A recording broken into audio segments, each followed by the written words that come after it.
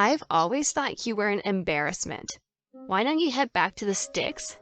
She sneered, taking a dig at my humble farming roots. My mother-in-law scoffed. In that moment, something in me just had enough. Oh, and about the $500,000 my folks chipped in to help your husband's company? I'd like that back now. Hi, I'm Karen, a 34-year-old gal living the housewife life. I've been married to Kevin, my guy, for a couple of years. We had one of those group dates. We're the same age and sparks flew, and the connection was instant. We swapped numbers and started hanging out solo. A few great dates in, we're official. Our love story blossomed, filled with plenty of Instagram-worthy moments. About a year in, he got all romantic and popped the question. Karen, I see forever with you. Will you marry me? I've been dreaming of that forever too. Let's dive into this adventure together. And that was our let's do this moment. Fun fact, I was just standing in for a friend on that group date. Talk about fate, right? Life's full of surprises. After sealing our getting hitched pact, it was time for the family intros. First stop was my folks. They're out in the countryside living that farmer life. Kevin and I hopped on a train soaking in all the nature vibes. Gosh, look at that. I know, right? Even trip home feels like a mini retreat. Nothing but good vibes. He was totally vibing with my hometown and his charm. And when we got to my place, his jaw dropped. Whoa, massive farm. And the veggies are top-notch. You've got a keeper, Karen. My folks were instantly Team Kevin. There was a big old family feast and everything. Warmed my heart seeing him gel with my folks. Round two was Kevin's family. Holy moly, that house has managed to level. I blurted, having heard stories about his business tycoon dad and city digs, but I was not expecting this. Feels a bit over the top if you ask me. I mean, it's a showstopper. Nah, your farm's the real star. Apples and oranges, I laughed. Mid-banter, the door swung open. Hello there, came his mom, Mary. Hello, I'm Karen. I'm Mary, Kevin's mom, she said, exuding the CEO energy. A tad intimidated, I followed her into this ritzy, chic living room. So, you're the famous Karen. Scott, his dad, greeted warmly. Hello, nice to meet you. I smiled back, his chill vibes making things easy breezy. Have a seat, he probed. So, how'd you two lovebirds meet? Blind group date. Oh, how millennial. While Scott was cool about it, Mary, not so much. It sounds unconventional now. And your family does. Farming? They're farmers? Kevin jumped in. Yeah, Mom, they've got this sprawling farm. The place is amazing. I think I fell in love. Scott was all smiles, but Mary, not having it. She's a farmer. That won't fly here. Excuse me? My heart sank. Kevin was fuming. Mom, seriously? Scott tries to mediate. What's the issue with farming? But she went on. Our families are from different worlds. Why do you always say things like that? You need to stop worrying about differences in social standing. These things matter. I don't want you mistakenly thinking you're rich now that you're marrying into this family. Let me make it clear. Our family is affluent and noble. To marry into this family, one needs to be of a certain caliber. I wonder, do you even measure up? She said, glaring intently at me and speaking in a scolding manner. Seriously, who do you think you are? But, Scott wasn't having any of it, and she quieted down. Look, Karen, I apologize. He tried to mend things, but you could cut the tension with a knife. Kevin, being Kevin, tried to steer the ship back to happier waters, and Scott and I played along, attempting to lighten things up. It worked to an extent, but Mary, not a peep from her. I was honestly just thankful for Scott being a stand-up guy. With that on my mind, I headed home with Kevin. Hey, sorry about my mom's vibe today. She's usually a lot cooler. I get it. Maybe she's just wigging out about her baby boy tying the knot. Her words had stung, no doubt, but I wasn't about to write her off over one rough patch. So, I let it slide. Fast forward to the formal family intros. Probably because of what Scott or Kevin might have said, Mary kept to herself.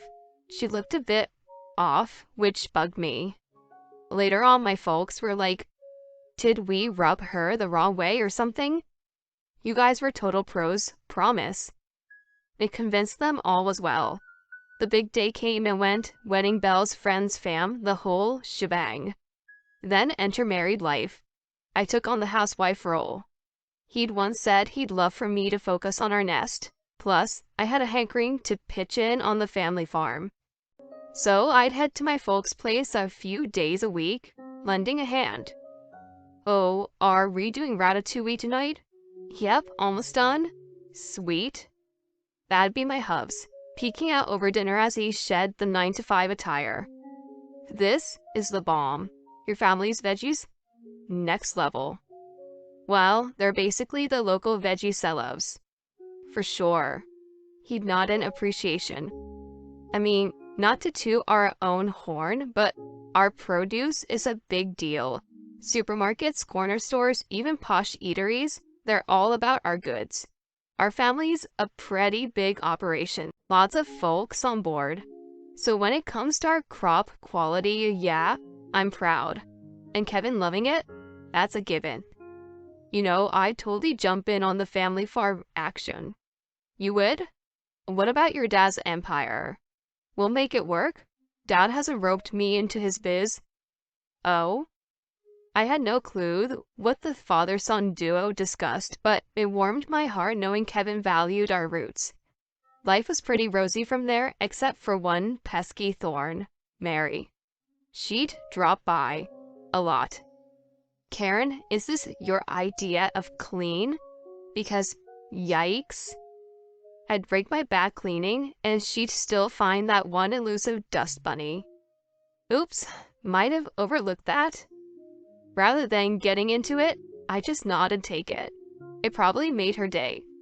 I brushed it off initially, but her pop-ins, they started wearing on me.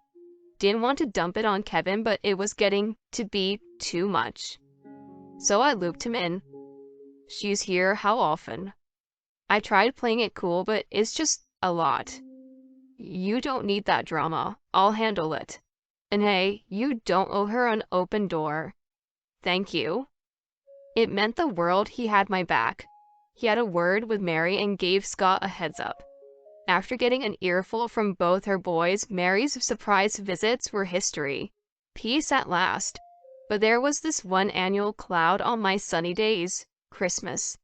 Big family dinner at the in-laws. I'd pitch in, but it meant facing off with Mary. When Scott and Kevin were out of earshot, she had no problem letting me have it. Just because you've got Scott and Kevin in your corner doesn't mean you're big time now. Remember, you come from humble beginnings. Now could you fetch the wine? She'd hurl these jabs as we got things ready in the kitchen. I tried to shake it off, but man, it stung, getting dissed right to my face. Plus, she loved to talk smack about me to the relatives. Honestly, she's so out of her depth as a wife. Probably because she's got that farm girl vibe. I'd see some relatives smirking, and honestly I couldn't tell if they were laughing with her or at me. My first 2 Christmases married into this family were a total replay of the scene. So the upcoming Christmas was not high on my list. Meanwhile, trouble was brewing with Scott's business. Turns out his right-hand guy had been pocketing company funds. The fallout was that his company name got dragged through the mud and sales tanked. Kevin and I were super stressed about the whole thing. It wasn't even Scott's fault. How's your dad holding up? It's rough. The company's drowning in debt. Seriously? I wanted to chip in, so I touched base with my folks who were all in to help. They stepped up, pouring $500,000 into Scott's sinking ship. The gratitude from him was palpable. He vowed he'd always remember the assist. Kevin then dove into the family business too, working his tail off with his dad to turn things around. Their elbow grease paid off, with the company bouncing back to its glory days and even bagging some new deals. Things were looking up and I was stoked for Scott's comeback. But Mary?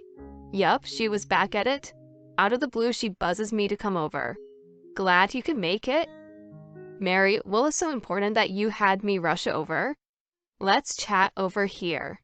She steers me towards a bunch of women chilly at the dining table. Ladies, this is Karen, Kevin's better half. They all eyeballed me. You're Karen, spit it out. Why are you so shy? I got a laugh track from the gals for that one. Totally thrown, I managed a timid, "Hi, I'm Karen." You're such a wallflower. Speak up. While you're at it, make some coffee, will ya? She had this smug look as she kicked back in her chair, so she wrote me in just to razz me and play waitress. Cold. After doing the coffee bit, she plopped me down beside her and started in with more jabs. Our little farm girl here, she's so green. Honestly, I wish Kevin had aimed higher. More laughter from her clique. Seriously, what's their deal? Did they just live for this kind of drama? Eventually, she was over the show and tell. All right, Karen, you can head out. Excuse me? Don't just sit there like you belong here. Honestly, I've always felt you're more suited for the sticks than here. Then she threw in a laugh for good measure. That was it? I was done? Oh, and about the $500,000 my folks chipped in to help your husband's company?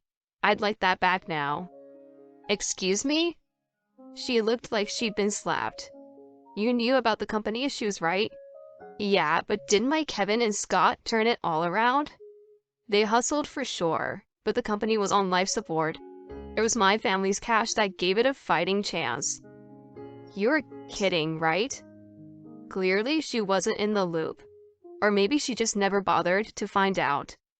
So are you fibbing just because I made fun of you? Believe it or not, that's on you. But hey, give your husband a shout. He'll vouch for me. A farm having that kind of money? No way. Hey, don't underestimate our farm. We got a deal with that fancy French place, you know, Le Bouchon. Wow, Le Bouchon? One of the gals piped up, her eyes bugging out. Yes, that's the one. Mary, seriously? You badmouth the heir to that place? Especially after they tossed a lifeline to your hubby's business? Way over the line? Totally. From what she's sharing, she's not the monster-in-law you painted. You just wanted to vent and made up stories, huh? That's a real low blow, Mary. The ladies were out of their seats, looking pretty ticked. Hey, don't bounce on me. She tried, but they headed out, not giving her a second glass. This mess is all on you. How is this my fault? You set this whole scene up to have a laugh at my expense. Enough from you. A daughter-in-law should know her place. Enough's enough. I'm done taking your jabs. By the way, I hit record when the roasting session started today. Say what now? I'll let Scott and Kevin give it a listen. Hold up. If they hear that, there's gonna be hell to pay. They probably won't be thrilled. Come on, give me a break. I'm sorry. I think that ship has sailed. Suddenly, the door swung open. What's going on here? Why are you here, honey? Got a text from Karen. She said you played her in front of her crew. I didn't. I hit play on the recording. Scott's face turned thunderous. Are you out of your mind? Karen's the reason my company's still afloat? And seriously? Ragging on your daughter-in-law? Plus, always making me drop big bucks on fancy digs? I'm done with you, I want out. What will I do without you? Your problem, not mine. With the D word hanging in the air, Mary lost it. Later, even Kevin was livid and cut ties with her. So, Mary got served with divorce papers and the boot from the house. Rumor has it, she's scraping by in some cheap digs, working some side gig.